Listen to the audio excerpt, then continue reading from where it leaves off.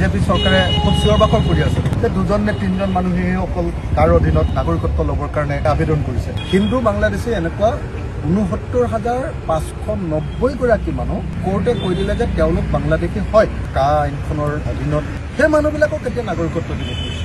আৰু যিবিলাকৰ গোচৰ চলি আছে সন্দেহযুক্ত বিদেশী বুলি তাক কয় আৰু ডি ভোটাৰত আছে, সেই যিবিলাক মানুহ আছে সেইবিলাকৰ ক্ষেত্ৰতো এতিয়া গোচৰবিলাক উঠাই ল'বলৈ সিদ্ধান্ত ল'লে। গতিকে কেইবা লাখ মানুহক বিজেপি চৰকাৰে কাৰ অধীনত নাগৰিকত্ব দিবৰ কাৰণে প্ৰক্ৰিয়া আৰম্ভ কৰি দিছে। মই বিধানসভাত ইয়াৰ নিশ্চয় প্ৰতিবাদ কৰিম, কিন্তু বাকী সংগঠনবিলাকৰ ক্ষেত্ৰত আমি দেখিছোঁ যে এই প্ৰশ্নবিলাক কিন্তু যিমান সবলভাৱে আজি উত্থাপন কৰিব লাগিছিলে তেওঁলোকে এতিয়া সেই প্ৰশ্নবিলাক উত্থাপন কৰা নাই। আৰু সেইকাৰণে মই ভাবোঁ যে প্ৰত্যেকজন অসমীয়া মানুহে ইয়াৰ বিৰুদ্ধে মাত মতা দৰকাৰ। কোনোবা এজনৰ নাম ওচৰৰ পৰা যদি প্ৰত্যাহাৰ কৰি আকৌ যদি ইয়াত আবেদন কৰিবলগীয়া হয় কাৰ বিদেশী হোৱাৰ কাৰণেহে যে তেওঁলোকে কাৰ অধীনত যে এনেকে আবেদন কৰিব লাগিব সেই কথাটোতো ডিক্লেয়াৰ হৈ যাব। নাগৰিকত্ব পোৱা মানুহবিলাকৰ কোনে কাৰ অধীনত নাগৰিকত্ব পাইছে চিনি পাই যাম। গতিকে বিজেপিয়ে বাকী হিন্দু বেংগলী মানুহবিলাককতো সন্দেহৰ আৱৰ্তত পেলালে। যিবিলাক মানুহে এতিয়া কাৰ অধীনত আবেদন কৰিব জীৱন জুৰি তেওঁলোক বিদেশী বিদেশী বিদেশী বুলি সদায় চিঞৰি থাকিব মানুহে, আৰু তেওঁলোক যিকোনো সময়তে বিপদত পৰাৰ সম্ভাৱনাই থাকিব। গতিকে মই ভাবোঁ যে এই কা আইনখন এখন অত্যন্ত অসাংবিধানিক সাম্প্ৰদায়িক আইন। এই আইনখন বাতিল কৰিব লাগে।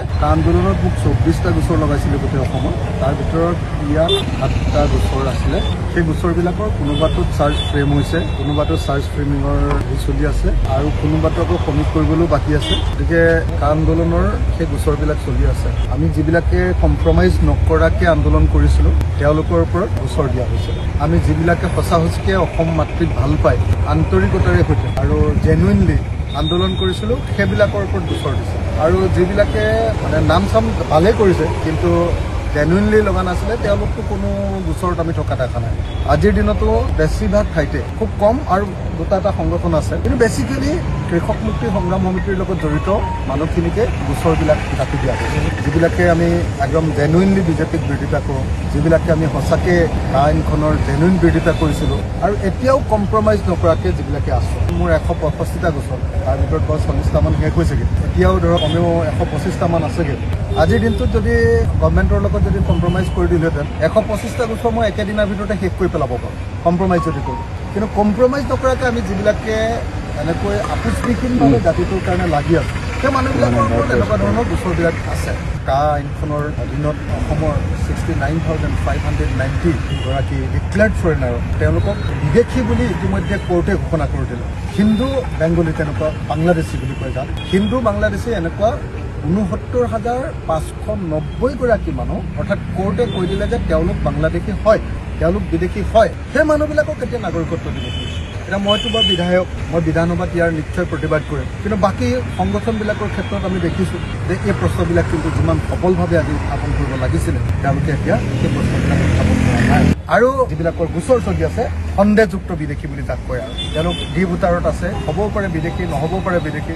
তো সেই যিবিলাক মানুহ আছে সেইবিলাকৰ ক্ষেত্ৰতো এতিয়া গোচৰবিলাক উঠাই ল'বলৈ সিদ্ধান্ত ল'লে। গতিকে কেইবা লাখ মানুহক বিজেপি চৰকাৰে কাৰ অধীনত নাগৰিকত্ব দিবৰ কাৰণে প্ৰক্ৰিয়া আৰম্ভ কৰি দিছে। আৰু সেইকাৰণে মই ভাবোঁ যে প্ৰত্যেকজন অসমীয়া মানুহে ইয়াৰ বিৰুদ্ধে মাত মতা দৰকাৰ। বিজেপি চৰকাৰে খুব চিঞৰ-বাখৰ কৰি আছে যে 2জন নে 3জন মানুহে অকল কাৰ অধীনত নাগৰিকত্ব ল'বৰ কাৰণে আবেদন কৰিছে। তেওঁলোকে কৈছিলে, হিমন্ত বিশ্ব শৰ্মাই কৈছিলে, অন্যান্যজনক আমি কোৱা দেখিছিলোঁ যে ক'তা আমাৰতো 2-3জন মানুহে আবেদন কৰিছে। বেংগলী মানুহবিলাকেও জানে যে আজিৰ দিনটোত যদি কোনোবা এজনৰ নাম ওচৰৰ পৰা যদি প্ৰত্যাহাৰ কৰি আকৌ যদি ইয়াত আবেদন কৰিবলগীয়া হয় কাৰ, তেতিয়াহ'লে তেওঁলোক যে বিদেশী, আৰু বিদেশী হোৱাৰ কাৰণেহে যে তেওঁলোকে কাৰ অধীনত যে এনেকে আবেদন কৰিব লাগিব সেই কথাটোতো ডিক্লেয়াৰ হৈ যাব। অসমত বিদেশীয়ে নাগৰিকত্ব পাইছে, কোন কোন বিদেশীয়ে পাইছেতো আমি চিনি পাই যাম। নাগৰিকত্ব পোৱা মানুহবিলাকৰ কোনে কাৰ অধীনত নাগৰিকত্ব পাইছে চিনি পাই যাম। গতিকে বিজেপিয়ে যিমানেই যি নকক লাগিলে হিন্দু বেংগলী মানুহবিলাকৰ কাৰণেও যে আচলতে একো ভাল কাম কৰা নাই। বাকী হিন্দু বেংগলী মানুহবিলাককতো সন্দেহৰ আৱৰ্তত পেলালে। তদুপৰি দেখা গৈছে যে যিবিলাক মানুহে এতিয়া কাৰ অধীনত আবেদন কৰিব সেই মানুহবিলাকক সদায় জীৱন জুৰি তেওঁলোক বিদেশী বিদেশী বিদেশী বুলি সদায় চিঞৰি থাকিব মানুহে, আৰু তেওঁলোক যিকোনো সময়তে বিপদত পৰাৰ সম্ভাৱনাই থাকিব, সামাজিকভাৱে বিপদত পৰাৰ সম্ভাৱনা থাকিব। গতিকে মই ভাবোঁ যে এই কা আইনখন এখন অত্যন্ত অসাংবিধানিক সাম্প্ৰদায়িক আইন। এই আইনখন বাতিল কৰিব লাগে। আজিৰ দিনটোত কেৱল ডিব্ৰুগড় কোৰ্টৰ 5টা গোচৰত উপস্থিত হৈ মই কা আইনখন আকৌ এবাৰ বাতিল কৰিবৰ কাৰণে চৰকাৰৰ ওচৰত দাবী উঠাম।